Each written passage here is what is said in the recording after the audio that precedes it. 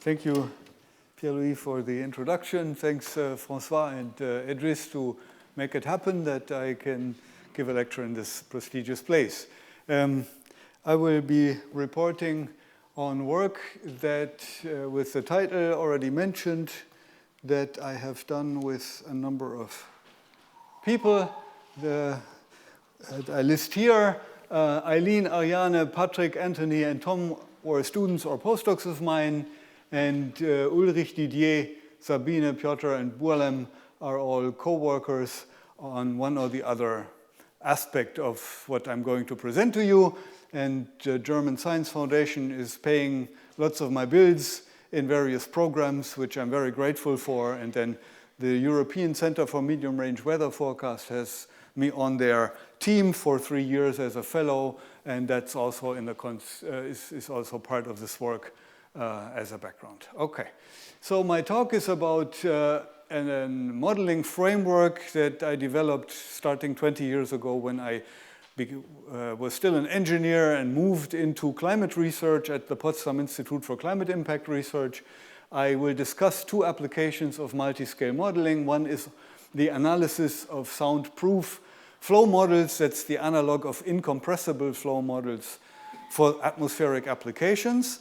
And the second one is theory on the birth and acceleration of hurricanes. So the modeling framework, I start with a picture typically of this type.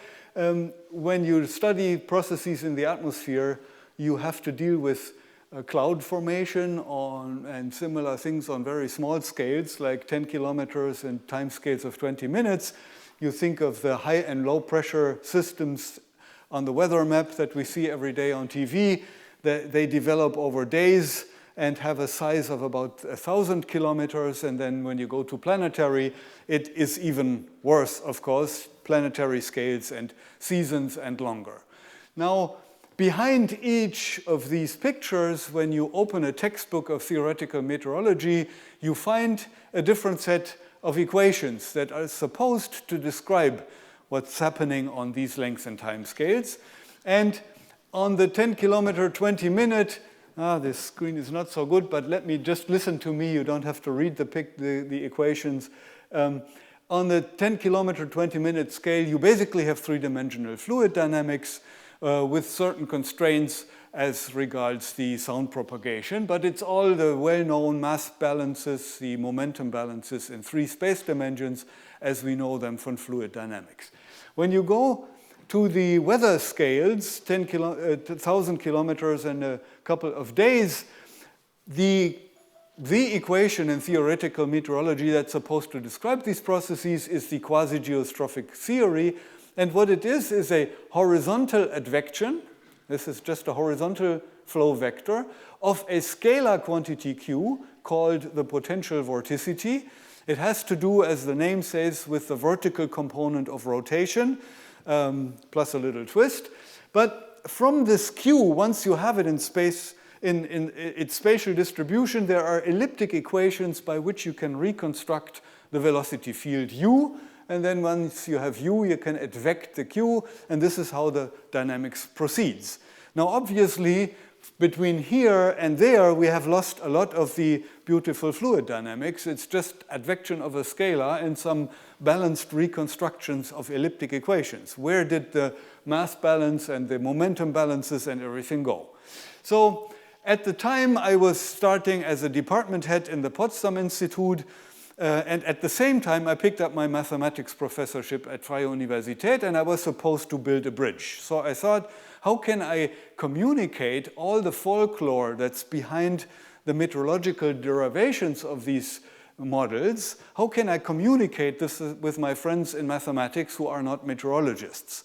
So I asked the question of, if I start from what we all believe is the proper set of governing equations for the atmosphere, namely the compressible flow equations, how do all these reduced models relate to that more general system, which has, of course, mass, momentum, energy balances. It even has sound waves in it, and it's basically the complete description, more or less. And that was the first, it will be the first part of my lecture to summarize how I came up with a picture that I think is reasonably complete now. So I went back to my education. In engineering, you do always similarity theory and scale analysis. And so what I asked myself first was, okay, I want to describe all these processes on different scales, but I do not want to do what's done in the meteorological literature where they say, okay, I look at the weather map, I have a 1,000-kilometer size system, now I take my reference length scale for it to be 1,000 kilometers and then do the analysis on the basis of these phenomenologically defined scales. I want an approach that allows me to be a universal approach that allows me to access all the different scales and models by arguments that do not depend on the specific phenomenon, that just depend on the mathematical structure of the problem. So I needed, first of all, since in the back of my mind, of course, I had asymptotic limits, since that's also what's driving the meteorological theories, I need small parameters to go ahead. And I need small parameters that are universal with respect to atmospheric flows and do not depend on the specific phenomenon.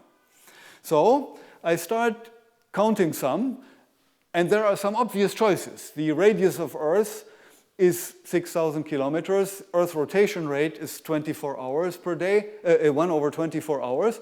Acceleration of gravity is rather constant across the surface of the Earth.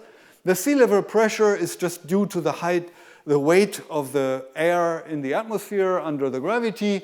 The freezing temperature of water is a good reference for taking a temperature scale. Then the dry gas constant is anyway already dimensionless. It characterizes the gas. The isentropic exponent is there. That's characterizing the gas as well. And then there's the latent heat of water vapor, which gives us an energy scale. That's very natural because that condensation of water and latent heat release drives a lot of the processes. And now you take those quantities and counting the physical dimensions that are in there and the number of dimensional parameters, you end up with 3 independent dimensionless quantities that actually have a nice physical interpretation if you arrange them the way I did it here. Namely, one is the pressure scale height, defined as the height over which the pressure drops appreciably in the vertical. Due to the hydrostatic balance, it's about 8 kilometers. And the ratio of the scale height to the radius of Earth is something like 10 to the minus 3, a small parameter. Then it says, basically what it says is that the atmosphere is a very thin shell around the Earth. Then this latent heat release, the change of temperature due to latent heat release at constant pressure, divided by the reference temperature, is again a small number. It's about 1/10. And then there is this funny parameter that is the isothermal sound speed divided by the rotation speed of points on the equator due to the rotation of Earth. And that is about 1/2, which means that when we're at the equator, we are zooming around at Mach 2, right? It's supersonic motion, but we don't feel it because atmosphere moves with us. Anyway, now I have 3 parameters, 2 of them definitely small, enough for asymptotics, 1 is reasonably small. And to proceed, I cannot do a general expansion keeping the 3 parameters independent, as you would do in a 3-dimensional Taylor expansion. Why is that? The reason is that the limit as you go to 0 with the 3 parameters is not unique. This is the same difference that you have between Freie differentiability and Gateau differentiability. And it turns out the dependence on epsilon isn't of the former type. You need distinguished limit, coupled limits, or directional derivatives into the origin of parameter space to move ahead. So I was looking for distinguished limits, coupled limits between the 3 parameters, and just based on the numbers, these 2 seem to be reasonable. And this one, I first had a unity here, because 1/2 seems to be rather close to order 1. But in the end, I ended up putting a square root of epsilon here, and I will make a remark on that a little later too. It has a significance. Now I have a small parameter epsilon, and I can actually relate all the known dimensionless parameters of theoretical meteorology, like Fruit numbers, Rossby numbers, Mach numbers. I can relate them to my small parameter epsilon, and basically it defines a distinguished limit between the well-known textbook parameters you find in the meteorological literature. At the same time, I'm already observing when I take my dimensional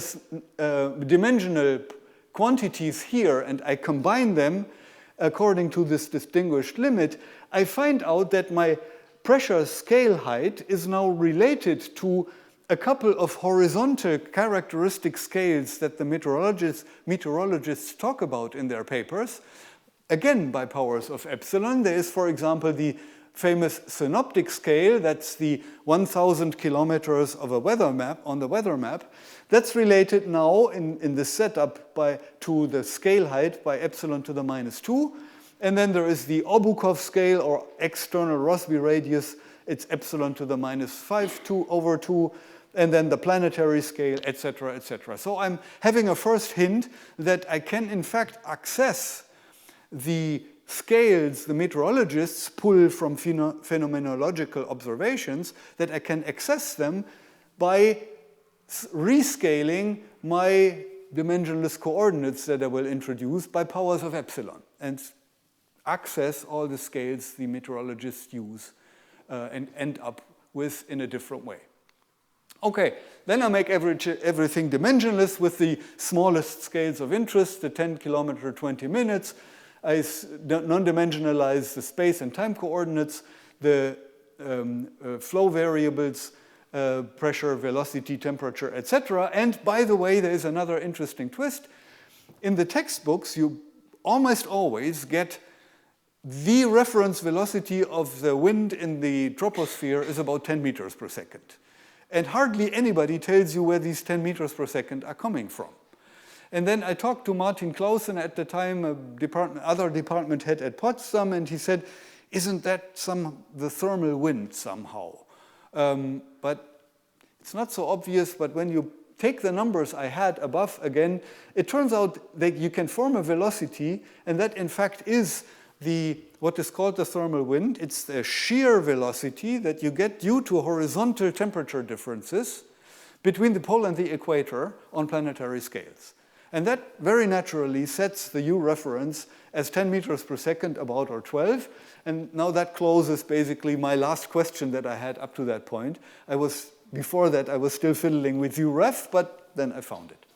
Okay, great. Now I can put it all together in a non-dimensionalized system of compressible flow equations. I have only one small parameter, epsilon, around, and now I'm ready to do asymptotic analysis. You don't have any viscosity. What is that? You don't have any viscosity. I'm summarizing right now everything here in the S terms. They contain all the stuff that I don't want to talk about. In fact, what I'm talking about here is the large-scale balances that you get from the inviscid equations and the regularization questions that come with viscosity and turbulence, etc. I'm not addressing in this talk. Okay, now I introduce a generic asymptotic expansion of my solution vector U as in terms of scaling functions of epsilon. This is typically, this is supposed to be an asymptotic series, typically powers of epsilon. And then I have ansatz functions that depend on rescaled coordinates. As I said before, by rescaling coordinates, I can access different lengths and time scales. And then I can, in fact, generate a whole avalanche of reduced dynamical models. I'm not showing the equations, but in fact, I cover the 3 equation sets I showed to begin with, and a lot more that you find in the textbooks, all by simply rescaling my space and time coordinates. I can pick up, for example, the quasi-geostrophic theory in this fashion, and I can, by standard arguments, formal asymptotics, I generate all this family of models. Now, when I first showed that to meteorologists, they said, that looks fine, but we knew these equations. What's new? And up to that point, it is true, there isn't that much new, but there's one twist which is new and that I like very much. Namely, I never had to go back, coming from here, to this point. I never had to redo the distinguished limit in deriving all these reduced models, which means that these models all belong to one family, asymptotic family of reduced models, and they are therefore consistent with each other. That, again, is the justification to what comes next, namely to study multiscale interactions.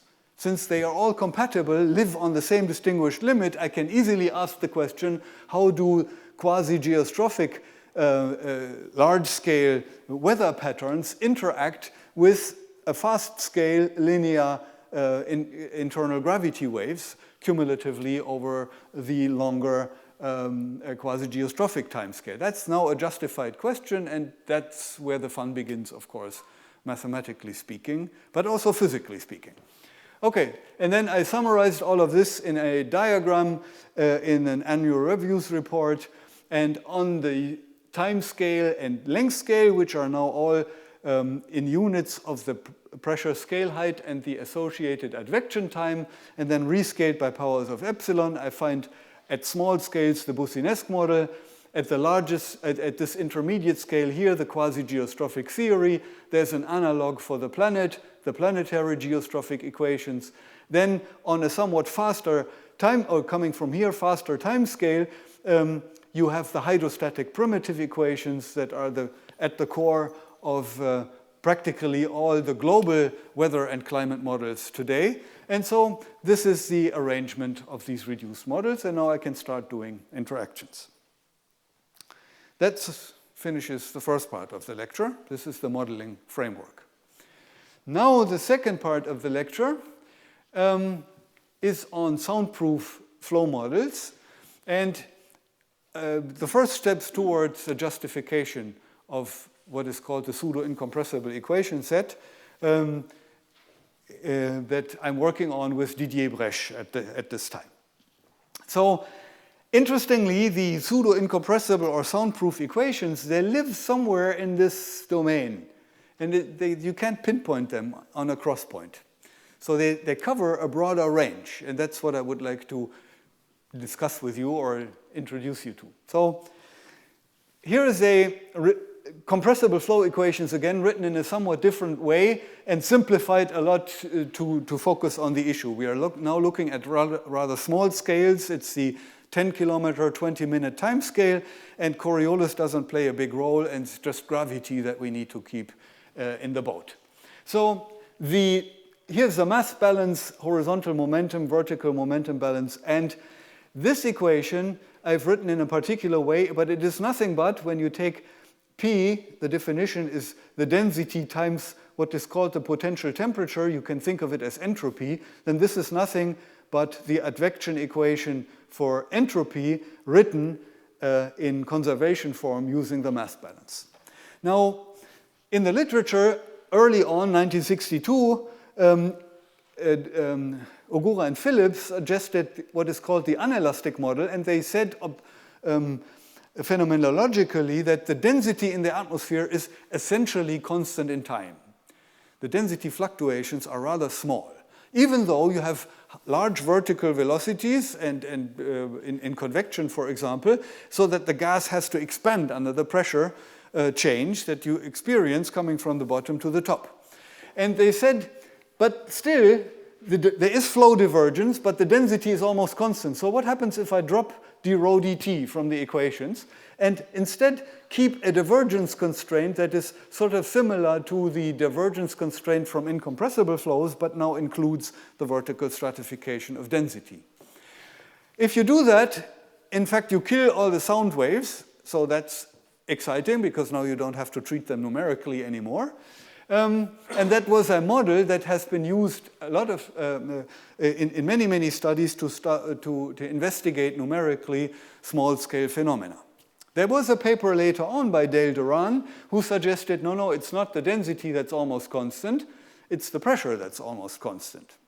And he suggested to cross out this term, which not only is the time derivative of density times entropy, but it so happens it's also the time derivative of a power of the pressure. So he said, if the pressure is constant in time, I drop this term, I again get a divergence constraint, but it's not the same as the one up here. But then he made arguments why this is a better model, and there were these two models and a lot of fight in the literature. Now we asked ourselves, can we say something about, is the anelastic better than the pseudo-incompressible, and do either of them have a justification? So to go after this, we looked again at the asymptotics of the problem, and or the scalings of the problem, and just for notation, epsilon from here on is the Mach number.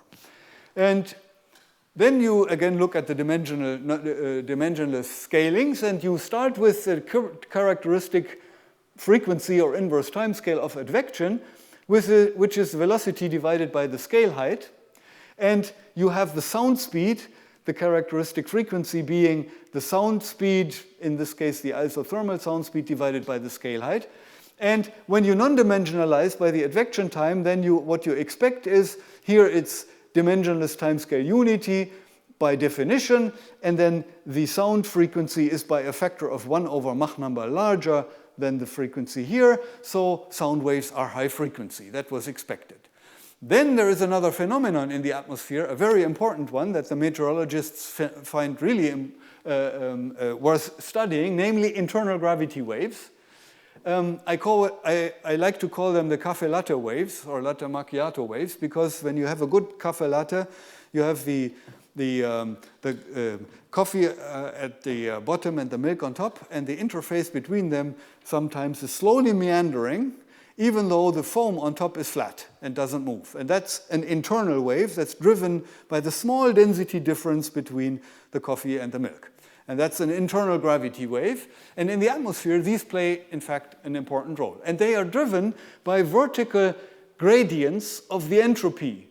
Clearly, if you take two parcels of air that have the same entropy, that have different entropy, and place them next to each other at the same pressure, the larger entropy parcel is hotter and therefore lighter, has a lower density and gets positive buoyancy. And vice versa, the lower entropy one gets a downdraft, and that makes, for the following effect, if entropy is low at the bottom and high at the top, you take a parcel of air, you move it vertically, then you have cold particle next to hot particles, you have a restoring force, and that produces an oscillation. And that oscillation frequency is the characteristic frequency of this is written down here. It's the Brunt-Väisälä frequency, sometimes called. It's a combination of the stratification of entropy, the gravitational acceleration, and then it's actually the logarithmic derivative. Now, when you non-dimensionalize that frequency in the same way, what you get is this expression. It's the sound frequency times a dimensionless stratification factor. Now you can move, depending on the stratification factor, you can either slow them down to become slow as advection, or if this is order 1, you go here and you have them as fast as sound waves. Interestingly, in the literature, Ogura and Phillips originally slowed them down. They assumed the d theta bar dz to be order epsilon squared, and then basically the 1 over epsilon here is killed, and the internal waves are as slow as advection. You can do standard asymptotic analysis to eliminate the sound, and you end up with the unelastic equations. Disadvantage is that weak stratification of order epsilon squared allows for a vertical change of potential temperature from the bottom to the top of the troposphere by just 1 Kelvin. Reality has 30 to 40 Kelvin. So that model was criticized as being unrealistic, and there was lots of arguments against people who were using it. Well, the other branch of analysis in the atmosphere often uses constant temperature, isothermal atmosphere, because that also simplifies things. But when you do that, the stratification is of order unity. The internal waves become as fast as the sound waves, and when you then do an elimination with asymptotics, you kill both the sound and the internal waves, and that led to something unsatisfactory, namely just flow in horizontal sheets with no vertical motion whatsoever. That wasn't good either. So if you really want to catch realistic situation in the troposphere, what you have to do is introduce an intermediate scaling of the stratification. So you say the background stratification is a constant plus an epsilon to some power mu, where mu is between 0 and 2 to get the two extremes. 0 would be isothermal and 2 would be the Ogura-Phillips limit. So mu is between 0 and 2 somewhere, but not equal to either of them. And then you have a 3-time scale problem that you have to deal with. What the meteorologists would like to have is a model set of equations that doesn't have sound waves, but has both of those in there with realistic stratification, which means there isn't a limit equation. When you let epsilon go to 0, you still have 2 timescales in there, so you're still dealing with this oscillatory system. So you can't say what is the slow equations. That's an interesting twist of what you a challenge to when you to the task of justifying these model equations that the meteorologists use mathematically. If you don't have a limit equation, how do you set this up? Okay. Now, what Didier and Martin Götze and I started doing was to first try to pull the standard tricks, from low Mach number analysis and push them as far as we could push them. So we rewrite the equations in perturbation variables, where we push everything nonlinear, like advection and a couple of the nonlinear terms from the pressure gradient to the right-hand side, and collect all the linear terms on the left. And in the way we wrote it here for perturbation temperature, velocity, and pressure, you can see clearly the terms multiplied by 1 over epsilon to the power nu. These two are responsible for the internal gravity waves, and the terms with 1 over epsilon are responsible for the sound waves. So you clearly see in the scaling the two modes, eigenmodes, show up. Now, to proceed further, I remind you we want to get rid of the sound waves, so we use a scaling where the sound frequency is fast compared to the time scale we are interested in, but we want to keep the internal gravity waves. So we need to pick a time variable that resolves the internal wave oscillations and doesn't see in the limit acoustics. So we introduce a time variable that eliminates the epsilon to the power nu, and we get rid of this term here and also of that term when you combine the two things by introducing a rescaled pressure perturbation, as I've written it down here. And that reduces the linearized system that I will discuss in the sequel to a rather simple form, namely this one, where the entire effect of compressibility is just captured in the dp/dt term, in the pressure derivative, pressure time derivative. That's in fact interesting, as Duran had suggested to cross out the pressure time derivative to end up with the pseudo-incompressible equations, and here that comes out very naturally. That's exactly the point where you decide whether you want to have sound waves or not. So if you keep this guy, you have the full compressible and internal wave dynamics. If you cross out this term, you only have the internal waves. Well, then we move on to do a spectral expansion, horizontally in Fourier modes. Vertically, we are looking for eigenmodes of this system that obviously has, as you can see here, the over bar always denotes background states. So we have a non-constant coefficient linear system, and the coefficients can be non-trivial functions of the vertical. Right, so we do a spectral expansion, and we need to find the eigenfunctions for the vertical structure. Now, you can reduce this equation set in a standard way by eliminating variables to a Sturm-Liouville type problem. That's more or less standard, and we assumed here a rigid bottom and top boundary conditions, and this is an equation you get for the vertical velocity. In fact, if you cross out the epsilon to the power mu, the compressibility term, it really is a regular Sturm-Liouville problem for internal wave modes. which is great because now we know there is a sequence of eigenvalues with associated eigenfunctions. We know precisely how the eigenvalues scale, that they go like mode number squared for large mode numbers. So all of this is nice and known.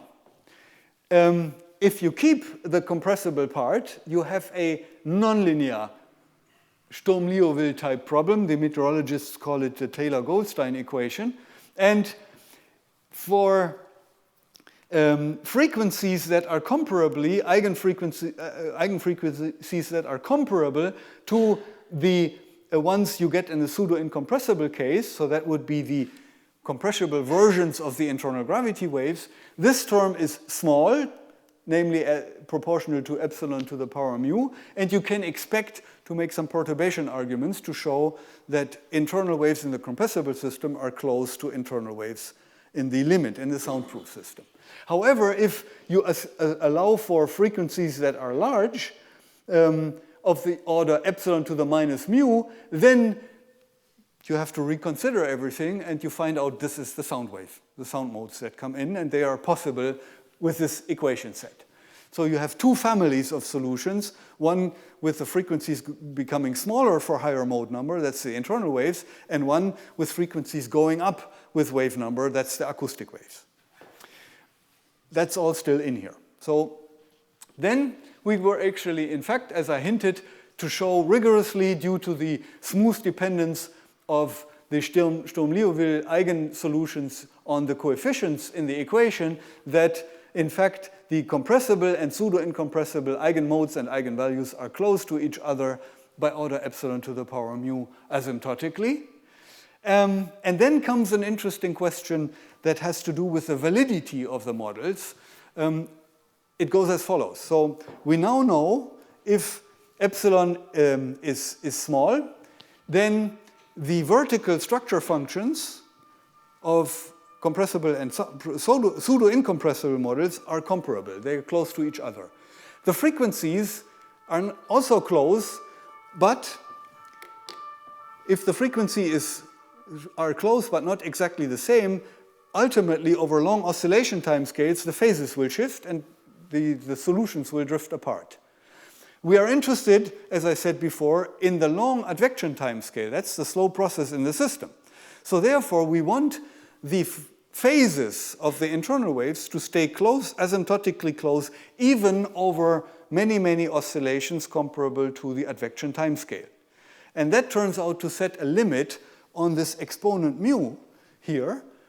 Namely, mu has to be larger than 2/3 for that to happen. So if mu is less than 2/3, on advective timescales, the phases of the internal gravity waves from pseudo-incompressible and compressible would have departed by order 1, and then you can't really use the model anymore, formally speaking. Qualitatively, it might give you good answers, but not quantitatively. But if mu is larger than 2/3, that settles the issue. You can use the model, at least based on this formal analysis of the internal wave dynamics. And it turns out, if you have the stratification of order 2/3, which is the limiting case, you get a temperature difference between the bottom and top of the troposphere of 40 Kelvin, which is what we wanted. Right? We wanted to get around the 1 Kelvin difference of Ogura-Phillips. It turns out, in the regime of validity of this model, we have realistic potential temperature variation across the troposphere. That was nice.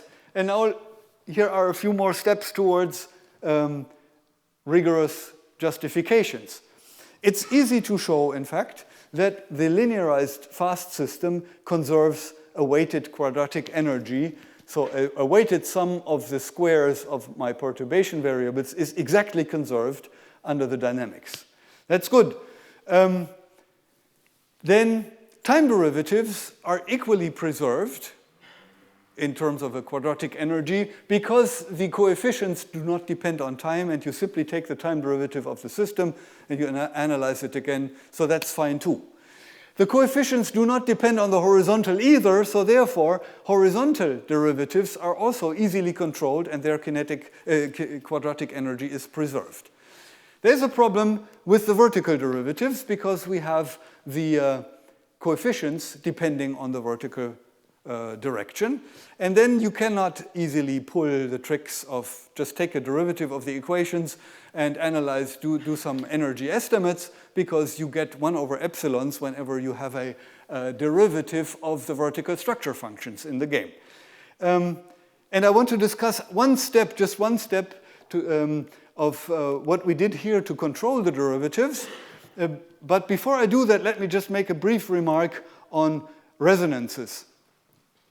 Ultimately, the goal, of course, is to control the derivatives here, then start an iteration procedure where you start out with a first guess of the linear solution, stick it into the nonlinear terms, into the coefficients, then you have an extended linear system, you solve that again, and you hope to have a Picard iteration that converges and gives you an answer for the nonlinear system. For this, you need Sobolev control of the derivative of the fast systems.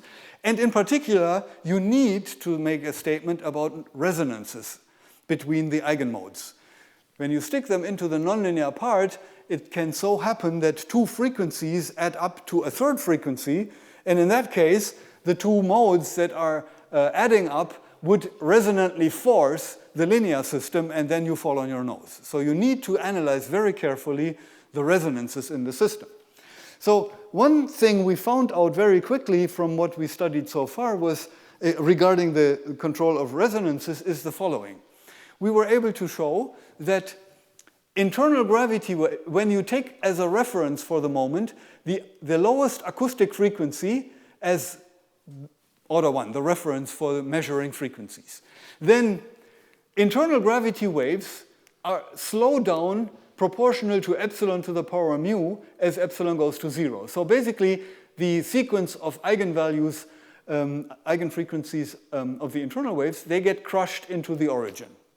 At the same time, between 2 eigenvalues of the acoustic system, there is an order 1 difference, as we could show. And there is a minimum, a finite minimum, that's of order 1 and independent of epsilon. A direct consequence is that there cannot be any resonance when epsilon is small enough between the acoustics and the internal waves. Simply because 2 acoustics cannot add up or subtract to anything that's of order epsilon to the mu. And the internal waves never make it to become acoustic, because if it's small enough. 2 of them cannot add up to something that's order 1. So basically, we can concentrate in the rest of what we do, and I'm hoping to do this with Didier the next month, that I'm spending with him, to focus on the resonances in the internal wave, just in the internal wave system. And that, of course, is a lot easier than having the full spectrum to deal with. Now let me discuss quickly the one aspect of controlling the vertical derivatives, and I'd like feedback on whether this is a standard procedure or not. We didn't find it in the literature. So here's again the reduced equations. I rewrite them slightly so you can see explicitly the vertical dependence of the coefficients here. We do the mode expansions as before, just as a reminder.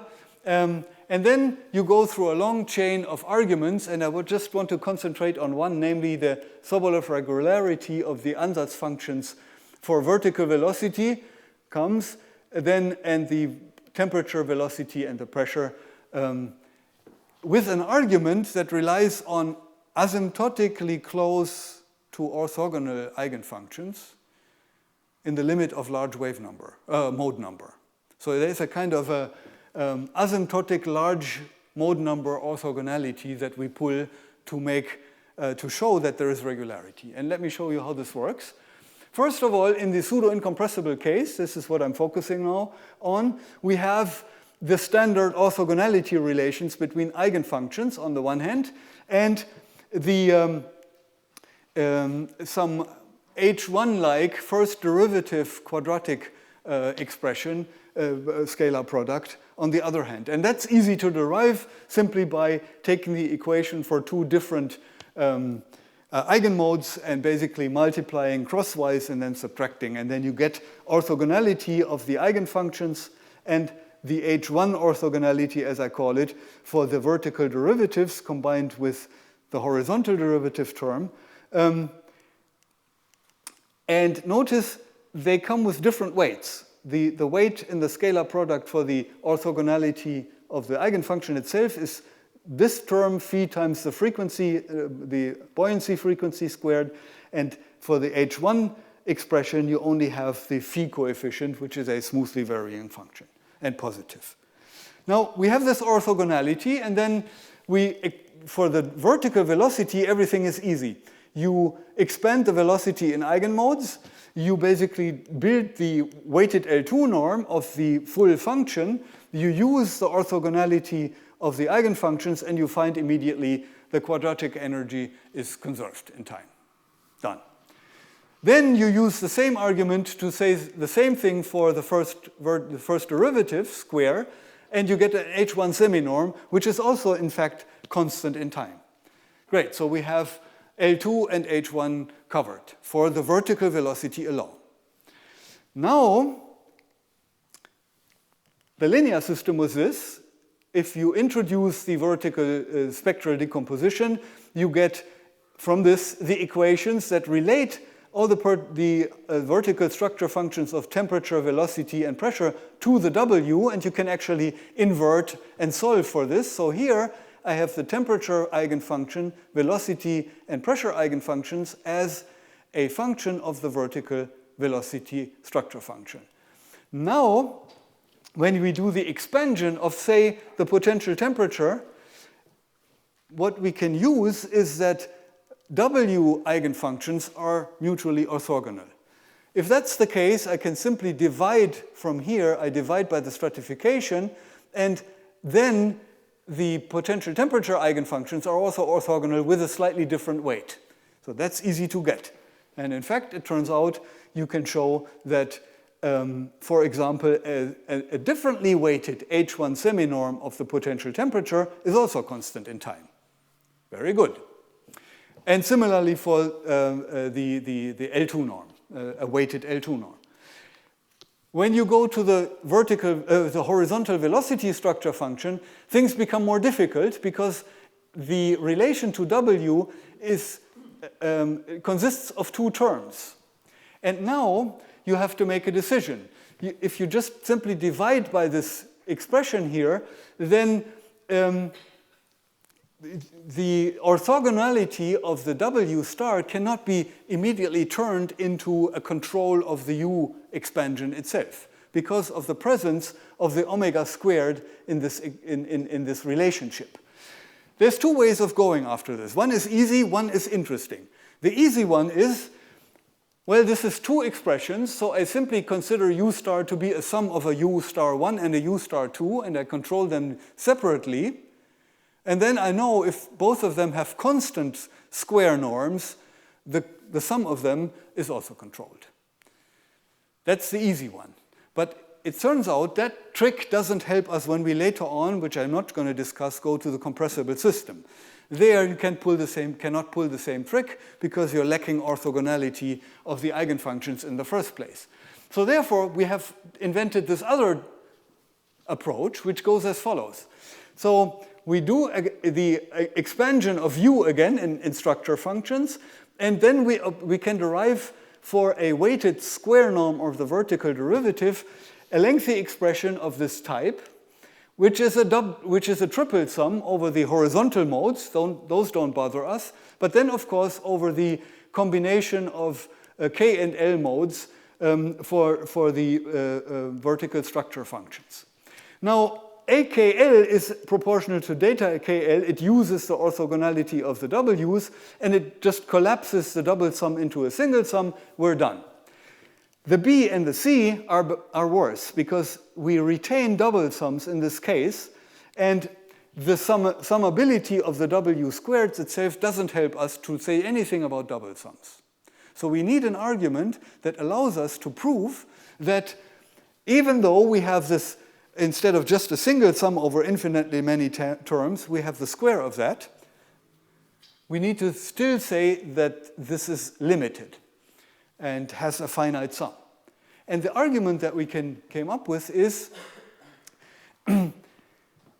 it so happens when you look at the appearances of frequency squared here, frequency goes to 0, remember, when the K becomes large, The combination of the double omegas appearing here together with this expression, it can be shown to lead to a converging double sum if you are able to show that any scalar product of vertical structure functions with a smooth weight, smooth positive weight, for a large difference between k and L goes to 0.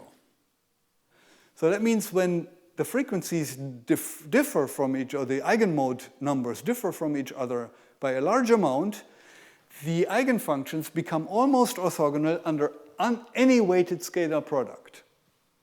And the rate at which orthogonality basically is approached is proportional to the inverse of the difference of the mode numbers. And that's sufficient to show that these double sums all converge. Which means we have, in fact, control of the vertical derivative here. And this trick is also going to help us when we do compressible, where we will need this almost compressibility, almost orthogonality from the start to do the analysis. Right, so we have basically HS control, H1 and L2 and H1 control, and then from the bootstrapping from the Sturm-Liouville equation, where you express the second derivative by the first and zeroth derivative, you can bootstrap upwards to get control of higher derivatives under the condition that you put constraints on the decay of the amplitudes with large wave number. And basically that finishes that part of the story. So I've argued here that the pseudo-incompressible model is the right soundproof model to pick for the atmospheric motions. We have the regime of validity, which matches the situation in the troposphere, and we're making a couple of steps to show it rigorously that that actually is all true and not only formally valid. How much time have I used up? You still have about 10 minutes. 10 minutes, okay. Then let me go into my third chapter, which is incipient hurricanes. And I want to show you a very different kind of multiscale analysis that led us to a hypothesis of how tropical storms can accelerate into the regime of hurricane strength. And how did we do that? We started off with this picture, which I took from NOAA website. Typically, hurricanes start from easterly traveling baroclinic waves that come from the Atlas Mountains and travel across the Atlantic. And these are nonlinear waves that tend to sometimes fold over, and then they form rotating flows that are not hurricane strength or anything, but they have actually enough vorticity so they form closed packets of air that rotate systematically inside of each other. It's no longer just a traveling wave, it's a rotating packet of air. And this is the birth, supposed to be the birth of these hurricanes. And in a paper in 2009, Dunkerton and colleagues, they showed by analyzing detailed analysis of the observational and simulation data that when such a situation occurs, and you look at the structure in this case of the divergent velocity field that mimics the, is an image of the rotational flow, you find out that the center of the vortex near the ground at about 1 kilometer is set apart from the center of the vortex at 12 kilometers by something like 100 kilometers and more. This means you have a vortical structure that's like a pancake, right? It's 10 kilometers high, that's the height of the atmosphere, but it's set 100 kilometers apart. So it's really a very, very, very tilted vortex. It doesn't look at all like a slender vortex we are used to from fluid dynamics. It's a pancake that's sheared. Now, how do we analyze that? We want to address the transition regime between the weather regime, the geostrophic system regime that I discussed earlier, where everything is still the normal weather and you have these traveling baroclinic waves, and hurricanes that have that are cyclostrophic, which means that instead of having a balance of the radial pressure gradient and Coriolis, in the hurricane you have a dominant balance between the radial pressure gradient and the centrifugal force. That's called a cyclostrophic vortex, and it's more like the ordinary fluid vortices. And the intermediate regime of interest is called gradient wind regime. This is where all the three terms match and are of the same order of magnitude. And when you divide the first by the last term, you find out that what is called the Rossby number, a characteristic number of this in this field, the vortex Rossby number is of order unity, and that's the regime we wanted to study. To be able to describe the transition coming from here, going through an equal balance all the way to imbalance to the other side. Now, the asymptotics has to be set up such that we can catch these pancakes, right?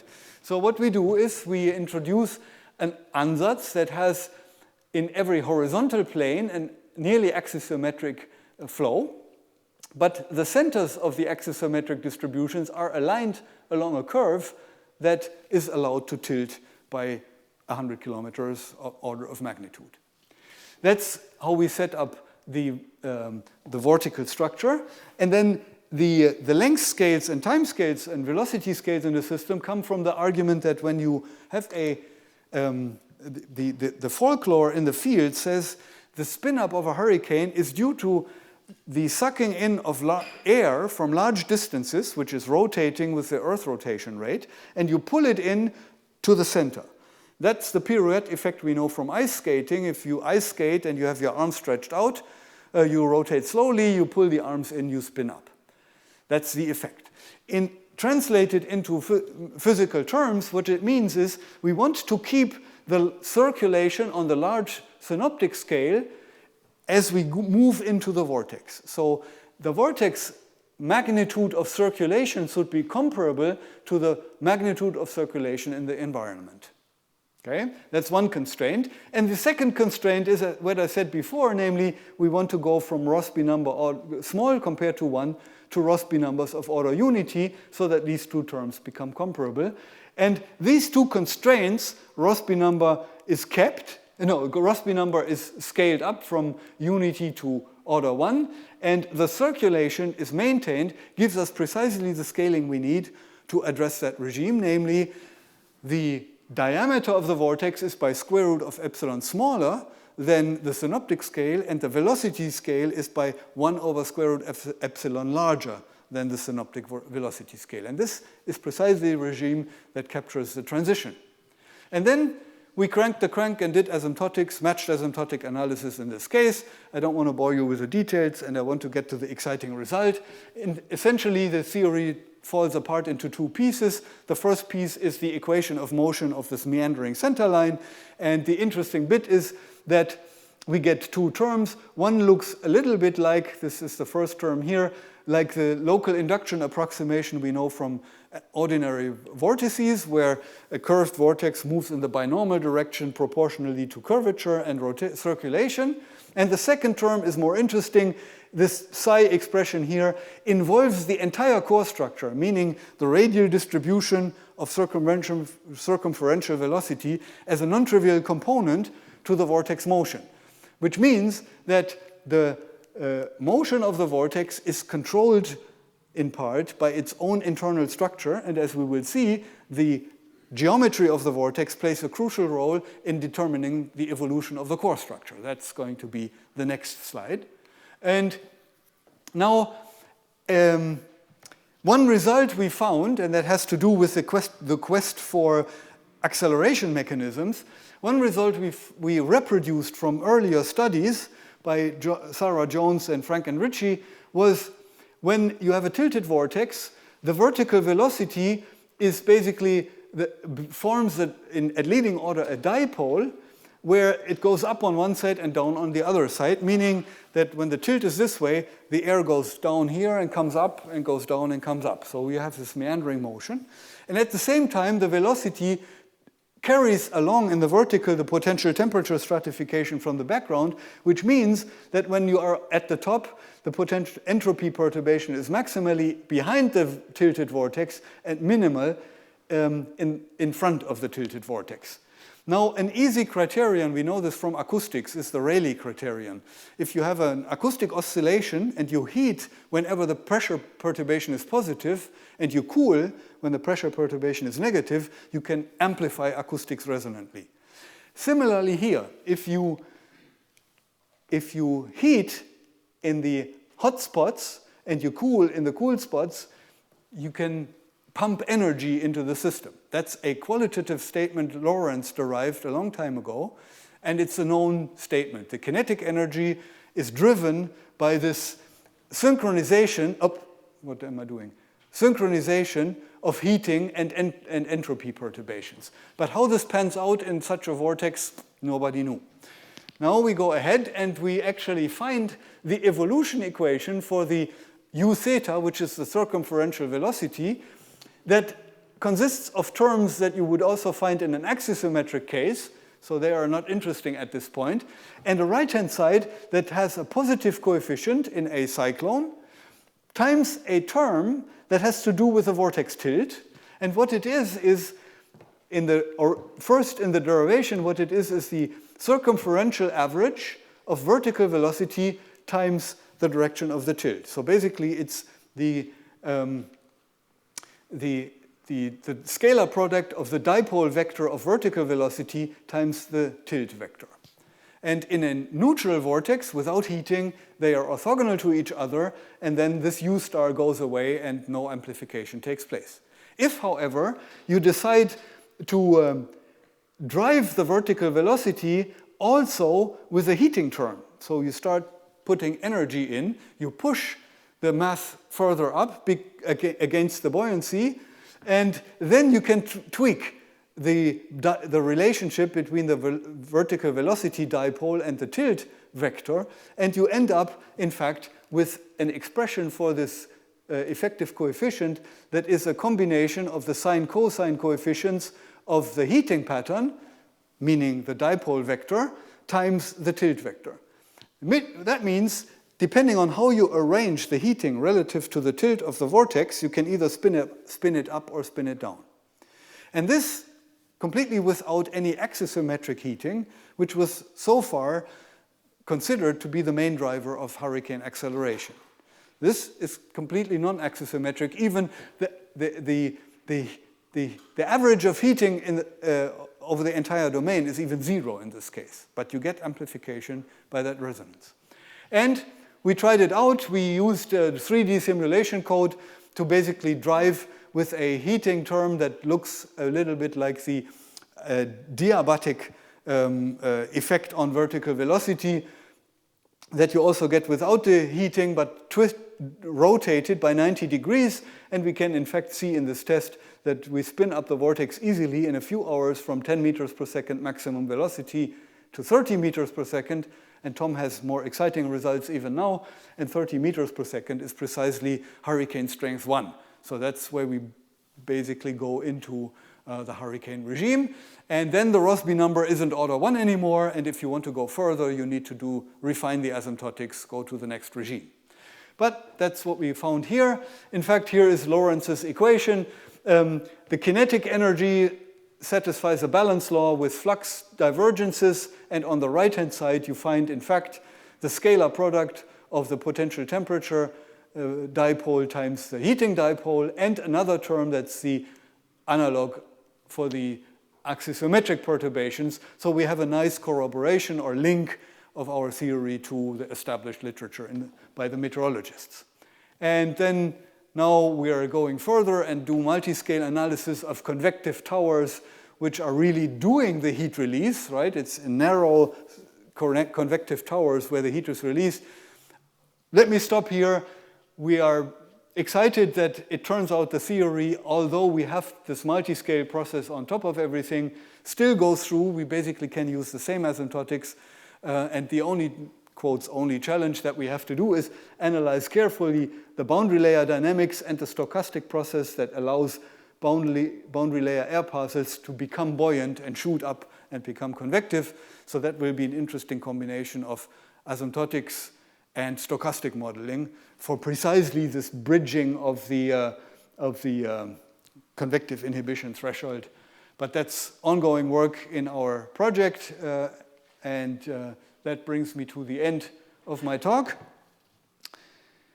In summary, I showed you a multiscale modeling framework that is universal for atmospheric, tropospheric applications, where you can derive in a clean way, mathematically clear path, all the reduced models from the textbooks. Then I discussed the quest for an equation set that doesn't have sound waves, similar to the incompressible small-scale equations that we know. And I showed you a few steps towards proving rigorously that the candidate model, pseudo-incompressible by Dale Duran, is the right one.